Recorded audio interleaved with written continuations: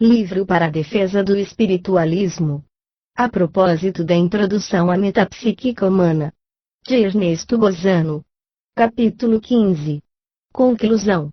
Chegado ao termo deste trabalho de ampla refutação de um livro excepcionalmente parcial e superlativamente sofístico, devo declarar-me plenamente convencido de, pelos fatos, haver provado que a prosopopese metagnomia, hipótese fundamental sustentada por Sudre, para por ela explicar as manifestações metapsíquicas de efeitos inteligentes, de modo algum atinge o fim que teve em vista o autor. As hipóteses complementares, por ele imaginadas para reforço daquela, apenas serviram, como tivemos ocasião de ver, para de modo eloquente mostrar os esforços desesperados em que se debate para, desta ou daquela maneira, livrar-se da invasão, para-se indesejável, da hipótese espírita.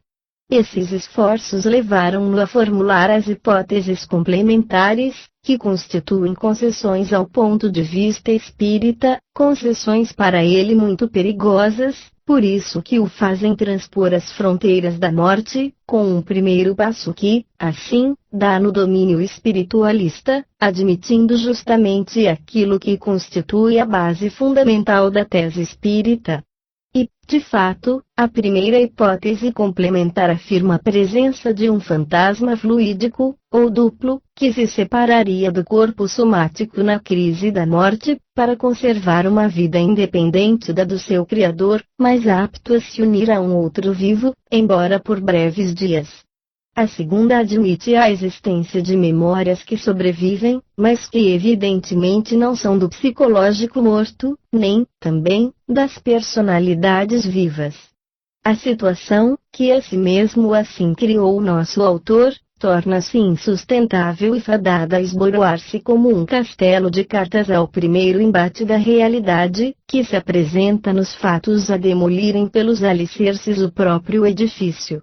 Esses fatos, com efeito, demonstram que o corpo etérico, longe de sobreviver pelo curto tempo que, por comodidade teórica, lhe concede Sudre, sobrevive e se manifesta traduzindo lúcida inteligência, um século e mais após a morte do corpo somático, e, ao invés de permanecer inerte como compete a um corpo fluídico inconsciente, precisando para recobrar consciência de unir-se a um sensitivo, o fantasma plástico mostra-se capaz de manifestar a sua inteligência a qualquer distância do lugar em que se der a sua desencarnação.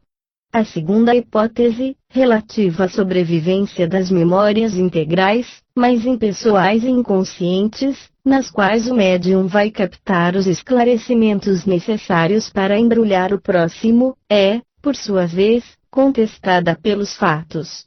Estes demonstram, com efeito, que as personalidades espirituais não são personificações subconscientes, pois que sabem predispor e combinar acontecimentos, mesmo fora de qualquer ligação com o médium, entre uma sessão medianímica e outra.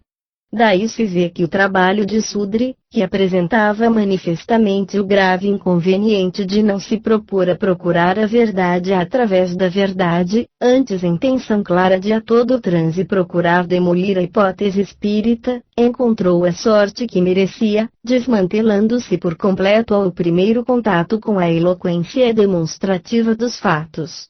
E se outra é a opinião de Sudre a tal respeito, é que certamente dispõe de elementos que a justifiquem e então fácil lhe deverá ser achar uma explicação natural para todos os casos de que trata este meu trabalho, competindo-lhe refutar, uns após outros, todos os argumentos por mim apresentados em favor da sua gênese indiscutivelmente espírita. Uma explicação natural, repito, para todos os casos que eu acabo de relatar e não para alguns escolhidos a dedo e que se prestem exercitações sofísticas.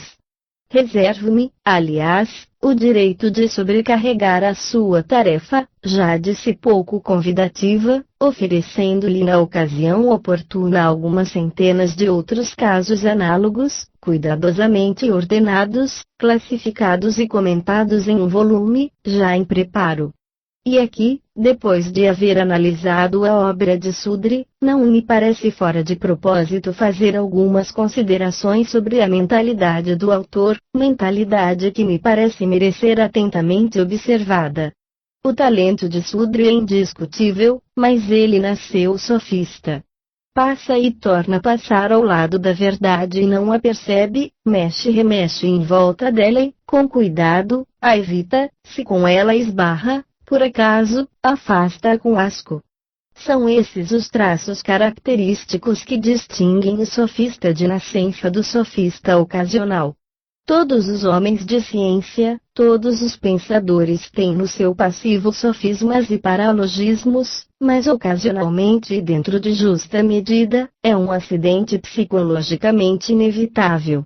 Mas em Sudri o sofisma é a regra talvez única a não ter exceção, nasceu a tal ponto sofista que, quando alguém lhe aponta os sofismas, ele se cala. Cala-se porque não pode responder, mas, imperturbável, continua a fazer deles uso. É um cúmulo que demonstra claramente ser a sua mentalidade a tal ponto sofística que não lhe permite perceber a posição insustentável, direi mesmo, quase ridícula, em que o coloca essa atitude racional. E que ele seja um sofista de nascença prova outra circunstância por outra forma inexplicável, qual é de se não preocupar de aplicar às suas pesquisas os processos científicos da análise comparada e da convergência de provas. Para combater a hipótese espírita, basta-lhe que um caso negativo qualquer lhe caia em mão e aproveita-o imediatamente para os seus fins, sem se preocupar absolutamente com os numerosos casos afirmativos que contradizem, neutralizam, anulam o incidente explorado com tão grande leviandade. E não é tudo, pois se diria que ele não compreende mesmo a necessidade, a utilidade dos métodos de pesquisa científicas indicados, visto não se preocupar com os fatos, ainda quando os conhece. Torna-se, pois, evidente que a mentalidade de René Sudri, sendo a de um sofista de nascença de mistura com a de um temperamento manifestamente apaixonado do parti pris, ou seja, opinião decidida ou assumida antecipada ou preconcebidamente, o torna inapto ao desempenho da tarefa de, com proveito, pesquisar as manifestações metapsíquicas. O seu talento é de outra natureza.